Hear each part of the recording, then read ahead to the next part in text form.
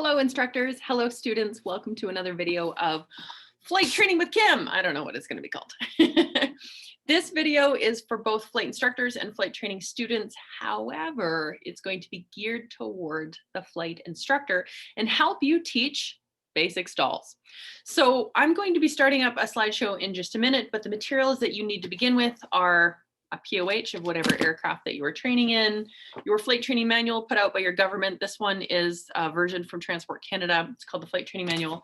And so it will be exercise 12 in that book. In your book, it'll be different. And of course, you need a tiny toy airplane and you need some lesson plan material, which is what I'm going to be showing you that I put together. You're going to have your own lesson plan. That's totally fine. But watch this video with the intent of learning how to not only teach it better, but to learn it better yourself. This is STALS Basic, knowing that there is a STALS Advanced. So this is the foundation. We have to keep it simple. We have to keep it in easy language, and we have to relate it to a lot of material that they already know so as not to overwhelm your student. Students, if you're watching this, it'll be geared toward the instructors, but it's still good information for you. All right, if you allow me to share my screen, I can get going. Let's do this now. Share, slideshow. Play from start. All right, here we are. So stalls, what are we doing? First is going to be a threshold knowledge test, as in any lessons instructors, you're going to start making sure that they're actually ready to be in the new material. So you're going to do a threshold knowledge test or a TKT and make sure that they know how all of these things are created and ready to go. Whoops. I'm not going to spend time on this video covering this material because there is other videos covering this exact material, and there is a bit of review later in this lesson. So if you want to pause the video and really ponder each of these items and make sure that when you ask the question that you can take in the answers and you know what answers to take in, then you'll be good to go. All right, handling review. Again, this is an extension of the TKT. This is handling the airplane. Making sure that the student is ready to move on to new material. This is important stuff. What does the aircraft feel like when it flies slowly? Well, they're going to be saying things like the controls are sluggish. They're going to be saying like the ailerons don't feel as effective as the rudder pedals, right? Lack of air over the ailerons makes them sluggish. Rudder is still quite effective. Stall warning horn may or may not be sounding, right? Airspeed may or may not be very low, but yeah, what does the aircraft feel like when it's flying slowly? Yes, the airspeed is going to be very, very low, obviously, right? But make sure that when you ask these questions, that the student can come up with the vast majority of this by themselves, because if they can't, they are not going to be able to take in new information. They don't have a solid foundation, and these are your gatekeepers. Your threshold knowledge tests are your gatekeepers. If the student struggles with these, you cannot and should not move on.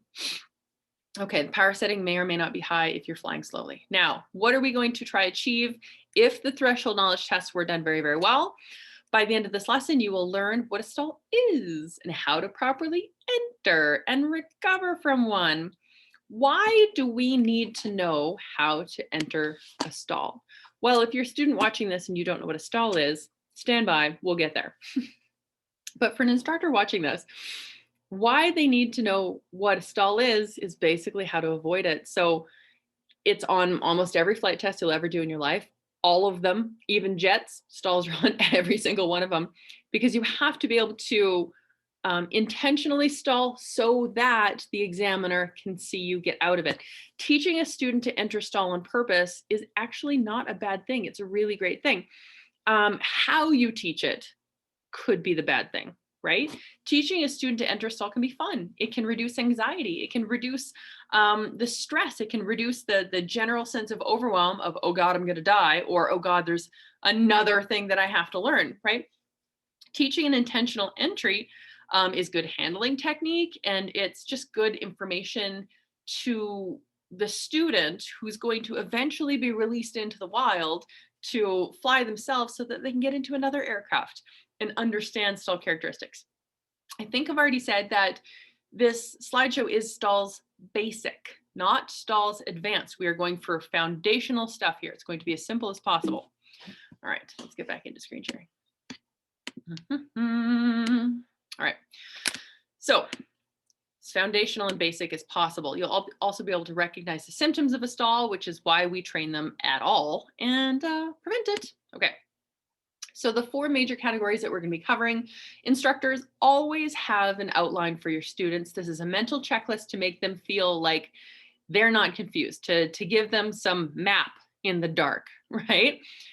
If you don't have a handout for your student for the outline, then allow them time to write it down. This is important.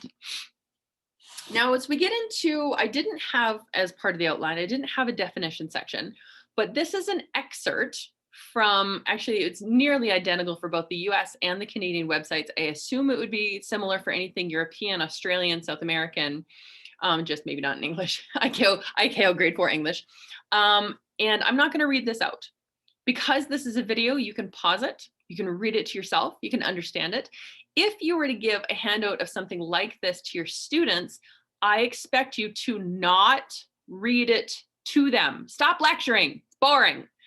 If it's words on a page, they can read it themselves, right? This is another way to engage your students. Give them this in a handout, show it to them on the slide, whatever you gotta do, but don't lecture, don't read it to them, just allow them time to do it themselves. Now, as we get into stall theory, it is important for you to start at the basics. One of the toughest things for instructors to do is to calm their commercial high level brains down to a basic level. And you have to approach this subject with your students in a form of questions, not lecture. And this is key, this is critical to allowing your students' brains to make these connections by themselves with questions. They have covered this at least 3 times in their training already. So allow them to make the connections and just ask questions. So the question I'm going to ask to my students, my PPL students, is what are the 2 ways that the pilot has control over lift and flight? We covered it heavily in range and endurance. We covered it heavily in slow flight. It was in the basics of aerodynamics before they even started flying, right? It's definitely in the turns lesson. So I'm holding up my tiny little airplane in the video here, and you can see the airplane with the 4 forces in the picture. The answer from your students without your help should be increased thrust, which if you can take a look at my video, my tiny little video, if we increase thrust, the thrust vector coming out here, right? Whoop, then all that's gonna do is it's gonna pull us faster through the air. We're gonna have more airflow over the wings. That's gonna increase lift, more airflow over the wings, Bernoulli's theorem, right? The second way that we have control over lift in flight is angle of attack. If we were to increase that angle, right? Then Newton says that we're going to have air hitting here, bouncing down, there's downwash. There's lots of different ways to talk about this, but as long as the 2 ways that they come up with without your help is angle of attack and thrust, right? All right, review pressure differentials. This is important as we get into the stalls. An increase of speed will result in a decrease in pressure, obviously. So here is an animation I found, I believe this is off of YouTube. Can't remember where I found this, but I should credit the source, which is bad, Kimberly, bad. I didn't make this animation. If you find out who made this animation, and you can let me know in the comments or put it on, or send me an email, kim@advancingaviation.com, that would be really, really great. However, if these dots are to represent airflow and molecules over that wing, you'll see the black lines that as it approaches the wing, the top molecules end up going a hell of a lot faster, hell of a lot farther in the same amount of time as the bottom molecules, right? So there's lower pressure on top of that wing, Bernoulli's theorem, and there's higher pressure underneath the wing. I really like this graphic. If you take a look at the black lines on how the molecules flow over top of the wing. Faster, slower. All right, so this creates a low pressure and a high pressure. The low pressure in most of my videos, I say, is like a vacuum. It sucks that wing up into the air. There's a lot of things going on.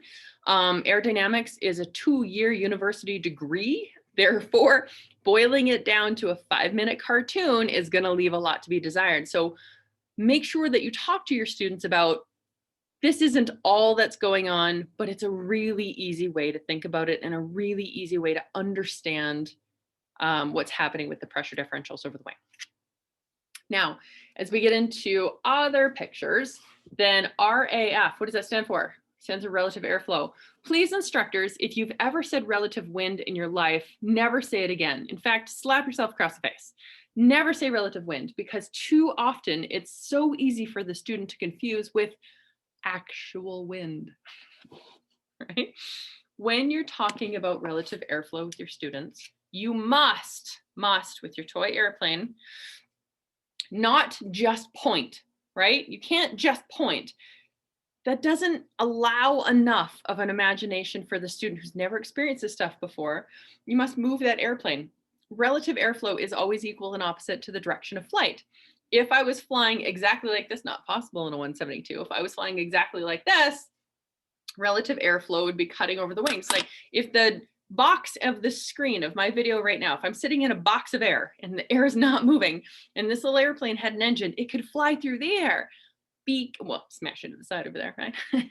Because the propeller on the front grabs the air and it throws the air backwards, right? So it's grabbing the air and it's throwing the air backwards. Therefore, the airplane is moving forward. So if it's going to grab the air and throw it backwards and move us through the air, if two little molecules here are simply going to move around the wing. Now the wing is cutting through those molecules. That's exactly what's happening. But in terms of the airplane, the air is also flowing over the wingtip, right? So if this is our relative airflow, the air is not coming toward the airplane. The airplane is coming toward the air. And when you use your tiny airplane, it is critical that you show airplane movement and not air movement, okay? Because they're going to confuse it with actual wind. Therefore, the airplane is flowing over that airflow. And it's always equal and opposite to the direction of flight. We don't descend like this. Stop using your toy airplane to, well, we can. But typically in an approach to landing, we don't descend pointing toward the ground unless we got our flaps down, in which case it would look like this, right? But airflow isn't like this. You're not speeding toward the ground at 130 knots. You have a higher angle of attack, but you must move your airplane along that path. Airflow is actually just air. Think of your pencil as air, your pen is air, or your pointer stick, or whatever it is air, and your airplane is moving over that air. This sets up a really excellent visual for the students, right? If we're climbing, we don't climb like this. We're going to climb like this. Let's go right up there. So then that airplane moves up, and I can still make the angle between my wings and the pen. Okay, the airplane is going to move up like this. If we're straight and level, absolutely, but your airplane is flowing over the molecules. Now, back to this. So, all right, relative airflow is heading toward that wing. Now, here's the most hated thing out of, I hate this so much, in most textbooks, in most drawings on the internet, in most YouTubes, in most, instructors drawing on whiteboards, they show an increased angle of attack in a nose-up attitude. It bothers me. Now, if you'll have read the very first executive summary from the slides a couple slides ago, you'll have seen on the executive summary, it said that most stall accidents happen on takeoff. So I can understand where this is coming from. I personally like teaching a low attitude. If you look at the tiny video, I personally, instead of teaching like this in the drawings, I teach like this. And I teach with the airflow like this. I'm still showing a high angle of attack, right? But it allows the student's brain to make a connection that stalling can also happen on descent and landing. You're going to be doing a ton of practice in the airplane with your students where you're forcing a stall by bringing the nose up. They're going to have that repetition. They're going to have that connection, that high angle of attack equals stall. So if you start with a low nose attitude and a high angle of attack, then they can also use the learning law of primacy to get it into their brain that stalling can happen in any attitude. All right, go ahead and explain these. I like to use these pictures to ask some questions, ensure the student understands what chord line is. It's an imaginary line between wing leading edge to wing trailing edge. How could that chord line change? Drop some flaps, right? Drop an aileron. That'll change the angle of attack. But these are just good pictures to ask some questions and make sure your student understands that also in the left-hand picture, that lift acts 90 degrees to the chord line. All right. So angle of attack increase equals separation increase. So This now brings up a very important subject of boundary layer. Okay, so I'm going to quit for a second. I love using the toy airplane because it's easy for your students and you watching the video to see make a mental connection to the actual airplane instead of a drawing on a piece of paper. I do an entire video on the bridge, which is a visualization technique to get your brain out of the book and make it real. The toy airplane is a part of a bridge to make it real, get your brain out of the book. Now, as we saw in that animation, we have airflow heading over the wings and airflow underneath the wings. The layer of air that is touching the wing is a boundary layer. It actually doesn't move at all, but that's besides the point.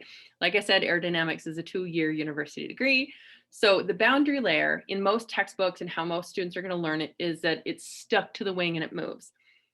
I don't have a problem with letting the students think that because it's easy and it leads into an easy explanation of boundary layer. So if the aircraft has a low angle of attack, then airflow from here can get up and over that wing really quite easily. As we increase angle of attack, right, the airflow, as the airplane's coming this way, the airflow now has to burble up, it's got to burble over, and then it's got to come back down the other side. Imagine a rock in the bottom of a stream where water is flowing over it. If it's really smooth rock, the water can flow really smooth. But if it's a really large rock where the water's got to go up and make a turn and come back down, it doesn't stay stuck to the rock on the other side, does it? It becomes turbulent and it adds air and it goes burbly. Blah, blah, blah, blah. So a low angle of attack, the air can get over that wing really quite well and it stays stuck. As we increase angle of attack, right, either like this or like this, we increase angle of attack, that air's got to go, oh, it's got to make a turn. It's got to have all of that energy to make a turn and head back down again. At some point, it's just going to give up. You're like, I don't have the energy to stay stuck here anymore. So it's going to give up right about here, and then it's going to become turbulent. So coming back to the picture on the slide, this is exactly what we're showing here. This picture on the slide shows that at a low angle of attack, the separation point where, let's see if I can use my annotation here. I really like this picture. The separation point where the air from the high pressure air down, come on, let me draw. Okay, I think I'm not going to be able to do this until all of my animation is gone. What is happening? Stop share. What is happening? I really should maybe make another take, make another edit here, but oh well. Okay, let's do this. I'm not going to be able to draw on the screen. Okay. Anyways, in the very top photo, the high pressure from underneath that wing can get to the low pressure above the wing. And so it curls around and it becomes turbulent and it starts spiraling. If we move down to the 5-degree picture, okay, as we increase that angle of attack, it's barely perceptible. However, the air is coming from the front of that wing. It's going over top and it's heading back down. At some point, it just runs out of the energy to stay stuck to the wing and it separates and it becomes turbulent. Okay. And then as we head down to the 16-degree angle, then you can see that the air separates farther up the wing. It can't make that turn. It doesn't have the energy to stay stuck to the wing. It separates and becomes turbulent. When it becomes turbulent, think of that burbling water, okay? There's no longer a nice pressure difference between high and low. Listen to my words very carefully because I can't draw on the screen for some reason. We can't, there's no longer a massive pressure differential between high and low because when it's turbulent, that high pressure air does come up and it swirls and it mixes. Alrighty, so what's happening? What's actually happening in this picture? Well, what's actually happening is that you'll see the 2 little red lines on the 0-degree wing at the very top. Those 2 little red lines, I spent great care in putting this animation into this slide set, showing you that the entire section of the wing is creating lift because that boundary layer is stuck. There is a pressure differential between low and high pressure. The whole wing is creating lift. Now, as we increase our angle of attack, you'll notice that the separation, now that red bar at the back isn't perfectly where the arrow is, where it says separation point, but there's less of the wing that has the high and low pressure differential because that turbulent air is mixing the high and low pressure differential. If we head down to the 16 degree, we have a significant increase in angle of attack. The separation point is much farther up that wing. Therefore, there's less of the wing creating lift. At the very top photo, we had the entire wing creating lift. Now at 16 degrees, which is maximum lift, we have less of that whole wing creating lift and almost half of the wing in turbulent mixed air, which is not creating lift, okay? And then of course, on the very bottom photo, because the separation point is so high up, there's not enough of the wing to create lift. I'm saying this slowly for dramatic effect because it's important. There's not enough of that wing creating lift to overcome weight. Okay, so this is what it looks like. I think this might be a video. Pretty sure this is, yeah, it's a video. So as I click on this, we're going to watch this video together. I'm going to put it on mute, and feel free to put it on mute for your students as well as my, okay, the boundary layer separation. So all this video is it's showing as you increase angle of attack, you can see the turbulent air back here. As it increases, reverse flow, right? It's turbulent, that high pressure is mixing with the low pressure. And then as the point of separation comes all the way up here. And then of course, there is no longer enough of the wing creating lift. Okay, so this is what it looks like when there's not enough of the wing creating lift. Instructors, please note, I have yet to say the word stall. Yes, it's on the screen, but in this entire description, all I've said is there's less of the wing creating lift. There's less of the wing creating lift. There's not enough of the wing creating lift because I'm trying to make their mental connection to this. In the first picture, the very first time we saw it in the first slide, that lift vector, the blue line from the top, was just as long as the weight vector. Therefore, lift equals weight. Therefore, the airplane can stay in the air. If lift were to be more than weight, the airplane would climb. If the lift were to be less than weight, the airplane would descend. And that's all that we're talking about. There's not enough lift to overcome weight and we get descent. So a stall occurs when the wing isn't making enough lift to counteract weight. We get an uncommanded descent. Uncommanded descent, okay? So why does the nose drop? This has everything to do with these forces and the vectors. Please notice that they rotate on that purple triangle in the middle of that airplane. They rotate not perfectly straight, or they aren't perfectly over top of each other. Lift is not exactly over top of weight. If your students have taken any ground school whatsoever, they'll recognize that weight acts through the center of gravity. You can move that center of gravity forward and backwards with addition of weight or moving a heavy bag from the rear baggage area into the back seat. They should know that you can move the center of gravity. You can't really move the center of pressure, which is where lift acts through, unless you change your angle of attack. Now, the only point of this slide is to illustrate for your student that lift, the center of pressure, is slightly aft of the center of gravity or weight. Therefore, if weight takes over and you want to think about putting a nail through the middle of that purple cross right on the window, if this airplane were to rotate about that nail, right? If there's not enough lift, weight is going to be that green string that pulls down. And if we're rotating about the middle of the purple cross, then the nose will drop. If we increase lift, right? It's like the lift string is pulling up on that, and then we make lift equals weight, then we should be equal. However, this brings up a good point. There's a blue line at the back. most likely your students will get curious right here. And if they're not, hopefully you can encourage the curiosity.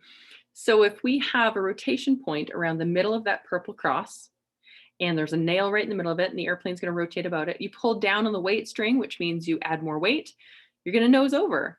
But if you pull up on the lift string, because of the rotation, it should also nose over. What? Wait a minute. Both weight and lift want the airplane to nose over? What? That is where the P at the back comes in. It's downward pressure. Your horizontal stabilizer is actually an upside down wing. So that upside down wing is creating lift, and it's creating lift in the downward direction to keep your tail down. Alrighty. So if you decrease enough lift, which means you exceed the, if you exceed an angle of attack that doesn't allow enough lift to be created to overcome weight, then the weight string is going to pull and that nose is going to be heading down. All right. Now, factors affecting the stall. Looks like I didn't have a stall slide in here that specifically details it, but the stall is when you've exceeded the critical angle of attack. I'm going to have to redo this video because I need that stall slide in here. The stall is when you've exceeded the critical angle of attack. Let's see if I can annotate now. I really want to draw something. Oh, okay. Okay. So if we have the airflow coming from here and we have the chord line that's working its way down, down there. We have the angle here. What exactly is that angle that's going to create a stall? In your Cessna 172, you can check it out in your performance. Your critical angle, which means the last degree or that last angle of attack that will create enough lift to overcome weight, is going to be 17 degrees. If you exceed 17 degrees and you head on over to 18 degrees, that means the separation point is too far up the wing and there's just not enough lift. Depending on the situation, it could be really quite dramatic when that weight string takes over, right? So if the wing exceeds 17 degrees, it exceeds the critical angle, and basically lift kind of just gives up the ghost and weight string takes over, it can be sharp. It can be a very pronounced movement, which could potentially scare your students. We're going to leave those types of stalls to stalls advanced, which means flaps down, power on, in an overshoot situation, in a departure situation. And we're just going to make it easy squeezy here. It's going to be a power off stall and very, very gentle. But that's instructor information. For your students to move forward, all you have to do is stop right here and have them understand that that angle, the angle that caused you to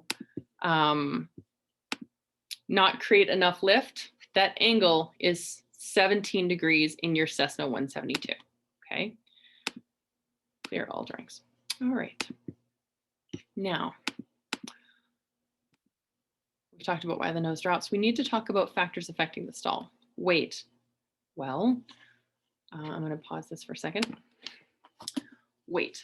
If we have more weight, we need more lift.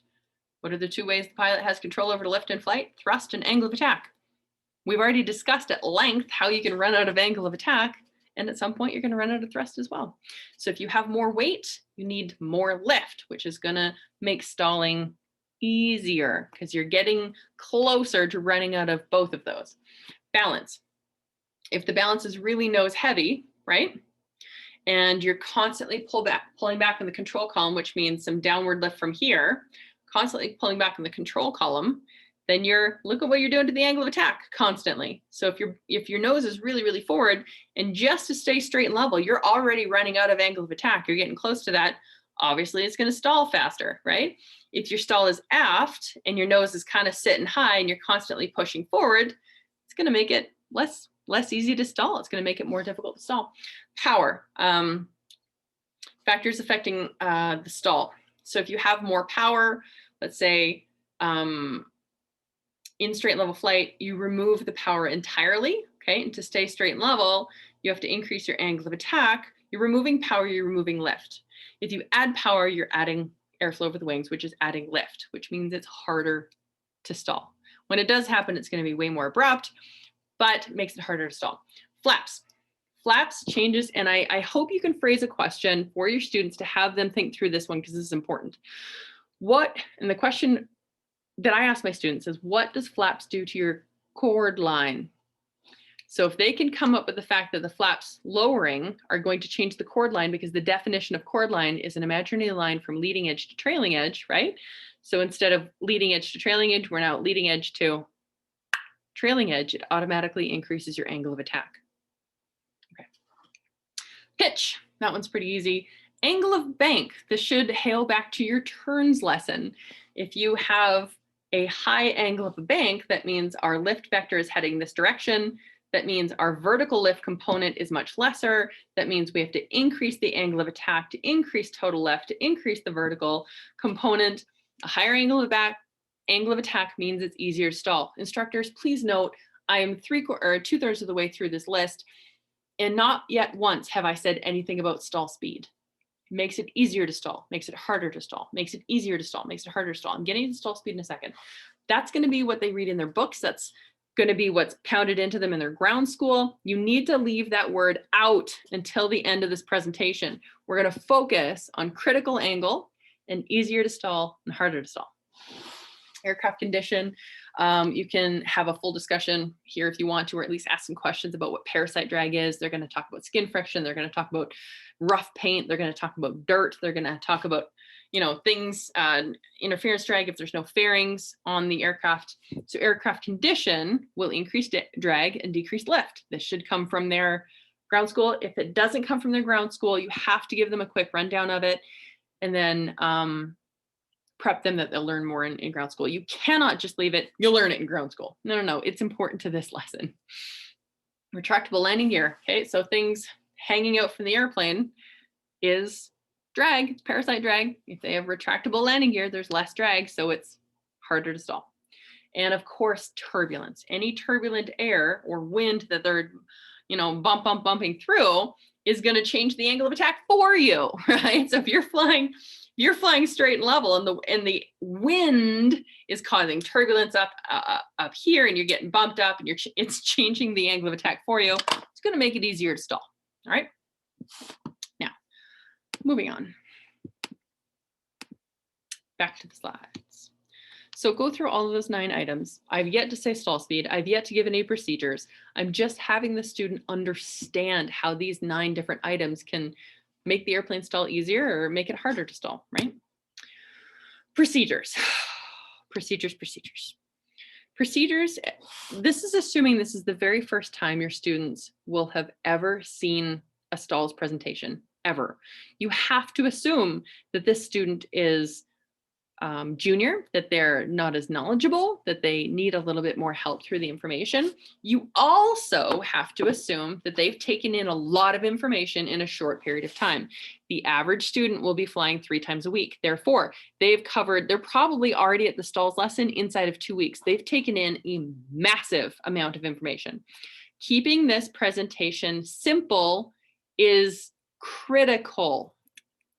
So we would have covered Hazelcheck in their slow flight. If you want a full breakdown of it, you can pause it and just take a look. But I don't feel the need to go through this. I have every confidence you can teach this well and make sure that they do it. Forced stall entry. So how are we going to force the stall just so that you can practice it? You can practice recovering. First, we're going to do is remove power, because it's the easiest, most gentlest way to stall. You're going to do your Hazelcheck, remove power. And then you're going to maintain directional control with your rudders. Instructors, if you emphasize too much right now that they have to hold altitude, hold your altitude, then what's going to happen is that their eyes are going to be on that panel the entire time. I have to hold my altitude. That is not the point of this lesson. I want to scream this at my computer. That is not the point of this lesson. In fact, in Canada, holding altitude has been entirely removed from the flight test because too many people were staring at that altimeter and not understanding what a stall is. Okay, I have to come down.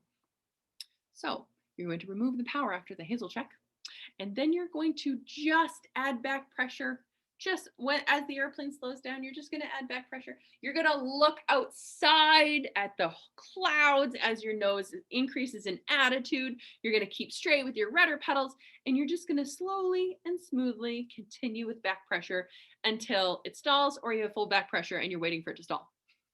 Okay, that's it. You have to keep this simple. They have to understand, they have to feel it when it stalls. They have to understand that when you move that control column back farther and farther and farther, and that nose is going up and up and up, and they're still looking outside, and the control column is fully aft, like it's fully back, you're not creating any more lift. There's no possible way you can create more lift. And then you feel the airplane kind of bump, like you feel the stall happen, you feel you break the critical angle of attack, and the airplane starts descending. Hold it there. Just for the first demonstration, not for, this is instructor information, this is not for students. We're going to get to the student procedure in just a moment. But for the very first demonstration, instructors, you have to pull that control column all the way back. You have to hold it there. You have to feel the bump of, or the drop of the breaking the critical angle of attack and starting descending. And then you're going to hold it there because you're going to watch that VSI just start heading down 1,000 feet, 1,500 feet, 2,000 feet a minute down. And then you can just use your rudders to stay level. And I see students, this is a stall. It's really quite gentle. If you keep straight with your rudders, there's no problem here really. And look, I'm trying to create more lift. I can't pull the control column back any farther. And we're screaming toward the ground at 2,000 feet per minute. Oh my, it's time to do something about this. Okay, end of instructor lecture.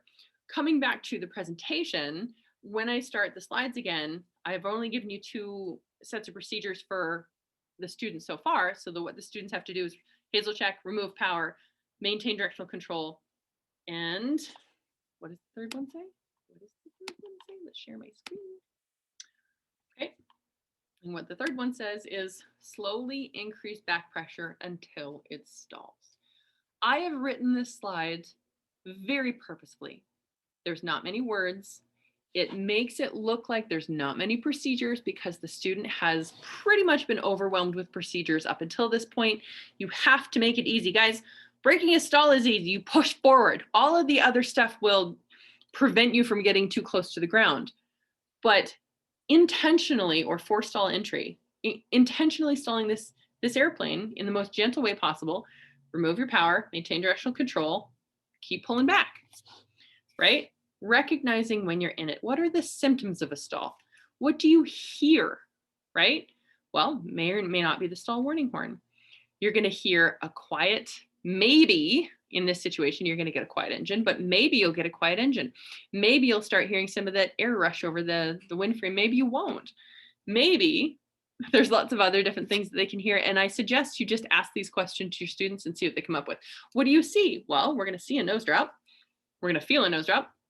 We're going to see a low airspeed. We're going to see lots of things. Get them to come up with their own ideas. What do you feel? Sluggish controls, nose drop. What do you feel? A lot of back pressure in the control column, probably, right? Now, the important stuff. The whole purpose of putting this into an intentional entry is so that we can practice recovering over and over and over again. If anybody watches the Flight Chops videos on YouTube, he did one on stall recovery and the biennial flight review that they do in the States.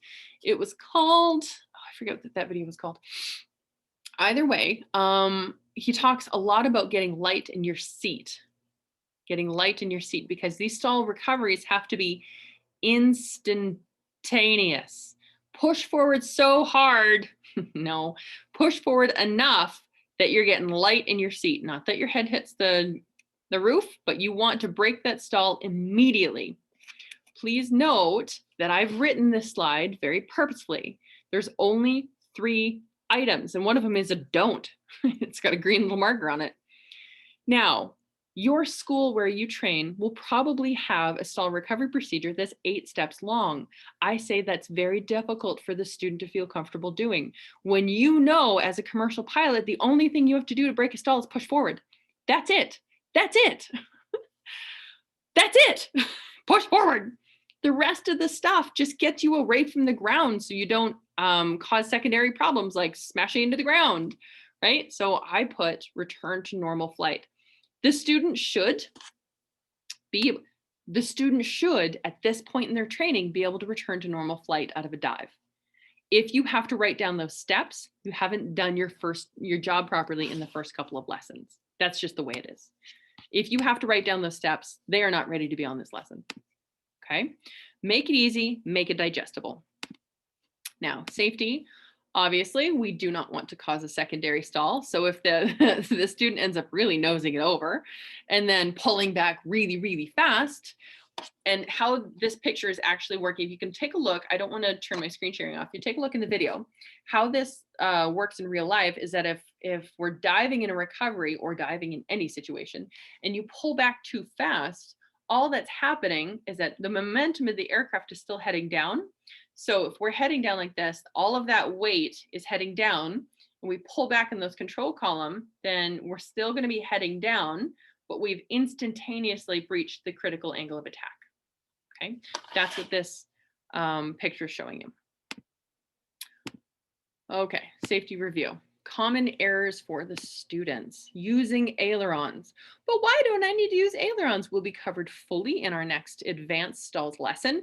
But basically, you can ask the student, what do ailerons do to the chord line? And then they should say, oh, it drops the chord line. Oh, it increases angle of attack. Oh, if we use ailerons, that section of the wing will stall first. And that's what advanced stalls are. But don't use ailerons because it's just going to make it stall and it's going to make your wing drop. And now that you're trying to recover from a stall and you're upside down, right? Not enough rudder to keep straight or not enough rudder to keep those wings up. How does rudder keep a wing up? If you take a look at the tiny video, then if we have yaw or rudder and the airplane is yawing in this direction, then we have this wing right here that gets more airflow. More airflow equals more lift, right? More lift would prevent it from dropping, right? So if we're yawing in this direction, or say we stall and you try to use ailerons in the opposite direction, this aileron will drop, which means this wing will stall. So if the wing dropped and you're stalled and you use ailerons to try roll out of it, this aileron's going to drop, increasing the chord line, increasing your angle of attack, which makes it's going to stall more. Oh no, oh no. That's the entire point of our next lesson. So I don't feel like I need to go into too much detail on that, but rudder is actually effective. There's some slipstream coming off of that engine and it's a very large, very light, very flat surface. It isn't producing the lift that should be produced from the wings, right? So it's more effective. Therefore, use your rudder, keep the wings up.